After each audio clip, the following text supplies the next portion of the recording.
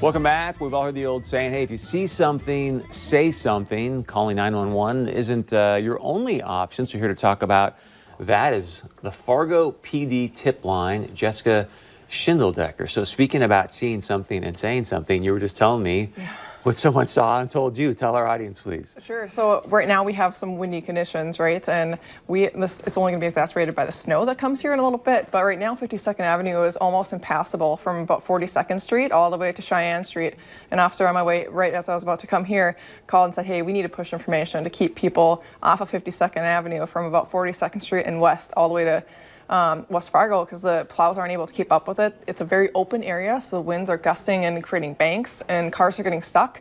And unfortunately, because of the whiteout conditions, by the time you see that vehicle, it's too late and you're not going to be able to stop. So we're just hoping that people we always know that 19th Avenue North gets closed from about 18th Street on to the east, but right now 52nd Avenue is just as bad, and there's no way for us to actually close it. So we need travelers to avoid that area. Anything else that we should know about travel out there now? Because it is treacherous. Yeah, well, and on my way here, it seemed like it was raining. So I don't know. I don't know what's going on, but the snow is going to hit, and going to get those nails done or going to get things done that are not necessary, it's just not worth it. You don't need to go shopping. Stop at the grocery store on your way home if you need to, and get home if you can.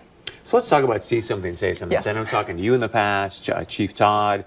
He's always said to me, he goes, Chris, you have no idea. Like, we get these sort of random phone calls from people, and they always lead it with like, well, it's probably nothing, but, and then it ends up leading to arrests and all kinds of stuff. Absolutely, and some of the best arrests or the ways that we're able to apprehend someone, such as a burglar or a car prowler, is by people calling that information in. We can get our resources there as quickly as possible. And even if you can't see them, it doesn't mean that they're not in the area and we won't find them. So the more information you can give dispatch about what they're wearing, the direction of travel they headed, what they're doing, helps us. But sometimes people think, oh, I don't want to bother them, it's probably nothing. So they don't call, and then we find out later they're like, oh, well, we saw this. Well, why didn't you call it in?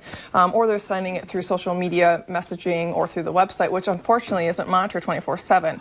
So we have that tip line, text a tip, or we have the submit a tip on when you call in. So let's talk about this, because I mean, I think people want to be helpful, but then you've seen some stories in the past about, I don't know if I'm going to say anything, because I don't know if that's going to be PC, and I don't want, like, is it anonymous when I call these things in, or how does that work? Sure. When you call into dispatch, your phone number does populate on there. However, our officers are not going to go to this area or this residence with maybe it's a loud party or it's like suspicious activity such as frequent come and go, short stops, things like that, where there might be some sort of illegal narcotic activity going on, and they don't want that person to know that you called it in. Right. Our officers are not going to go there and say, hey, your neighbor from 2 doors down called in this activity.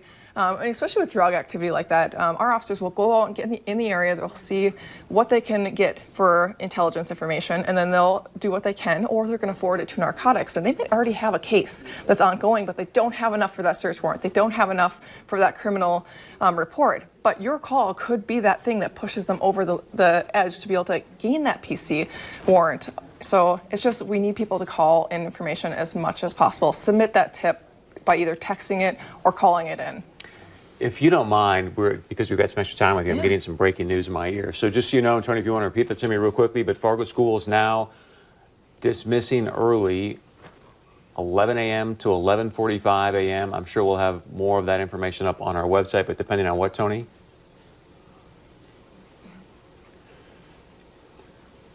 All right, so lower grade schools at 11, higher grade schools like middle school, high schools at 11:45. So just so you know, if you're hanging out on the couch right now watching the show, you gotta get dressed pretty soon to go pick up the kiddos. Pick up those kids. Be safe and watch out for those little ones who, who may be crossing the roadway or something.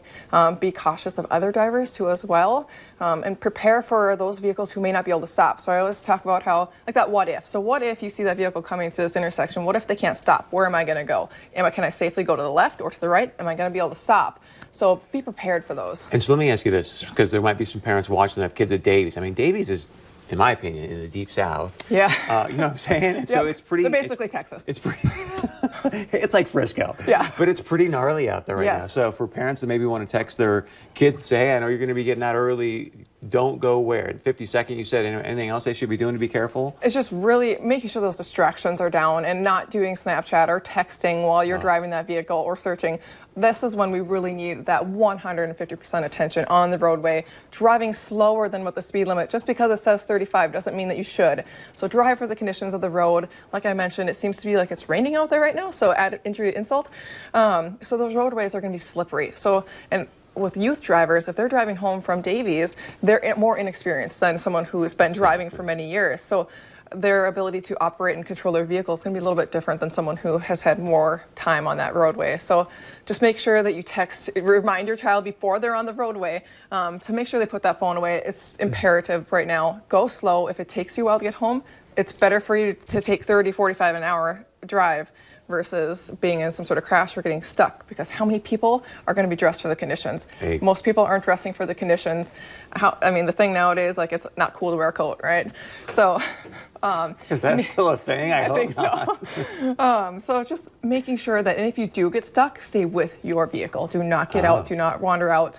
Keep your vehicle on as long as you can, but if you have to get out to make sure that your exhaust isn't covered, do so quickly and get back in, so that way you can avoid any sort of injury to yourself. Like the parents always say, I'm not worried about your driving, it's the other drivers I'm worried about. Yeah, So, absolutely. Thank you so much. We really appreciate the insight. It's great to have you here, and thanks for being Absolutely. flexible on the Yeah. topic. I appreciate that.